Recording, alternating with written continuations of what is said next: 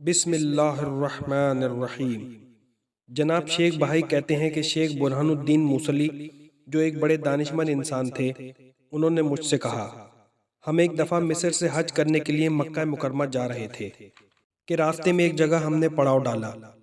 اچانک دیکھا کہ ایک سانپ ہماری طرف آتے دکھائی دیا۔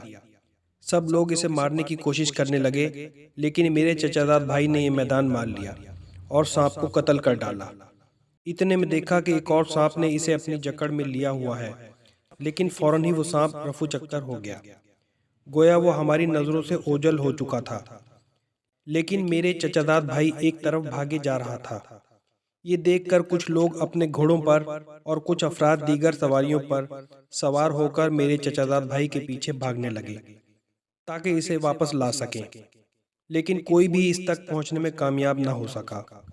دیکھتے ہی دیکھتے وہ ہماری نظروں سے اس طرح غائب ہوا کہ پھر انہیں دیکھنے اور تلاش کرنے کی آخری امید بھی دم توڑ گئی۔ اس ناخوشگوار واقعے کے بعد ہم سب پر اداسی چھا گئی۔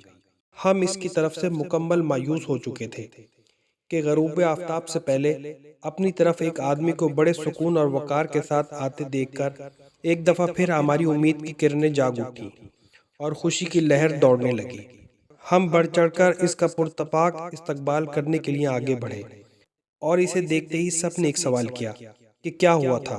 اس نے جواب دیا، کچھ نہیں، یہی کہ تم نے خود اپنی آنکھوں سے دیکھا کہ جب میں نے ایک سانپ کو مارا تو اس نے میری یہ حالت کر دی۔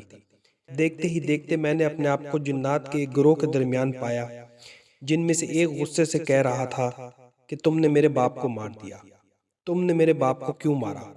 ہر لحظہ میں چاروں طرف سے جنات کے گروہ در گروہ کو آتا دیکھتا رہا، یہاں تک کہ اچانک اپنے سامنے ایک شخص کو دیکھا جو مجھ سے کہہ رہا تھا کہ میں خدا شناس اور رسول اکرم کی شریعت کا پیروکار ہوں۔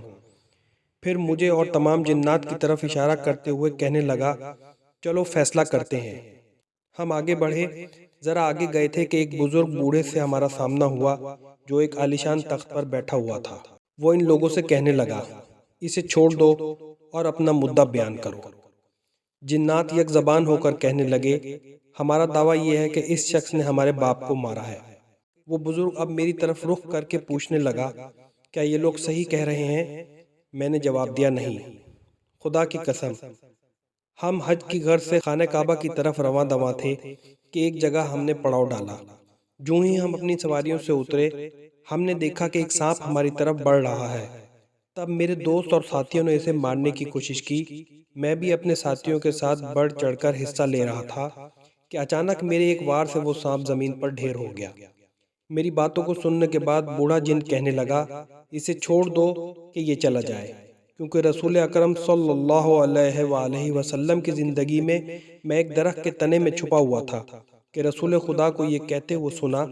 آپ فرما رہے تھے، اگر کوئی جن اپنی اصلی حالت اور صورت کے علاوہ کسی اور شکل و صورت میں ظاہر ہو جائے اور وہ مارا جائے تو نہ تو قاتل پر دیت واجب ہوتی ہے اور نہ ہی اس سے قصاص لیا جائے گا، لہٰذا اسے اپنے ساتھیوں تک واپس پہنچا دو۔ یہ سن کر سارے جنات میرے پاس آئے اور مجھے یہاں لا کر چھوڑ گئے۔ یہ واقعہ ہم نے حجت الاسلام والمسلمین آقا جعفر حمزہ کی کتاب جنات کی دنیا سے نقل کیا ہے۔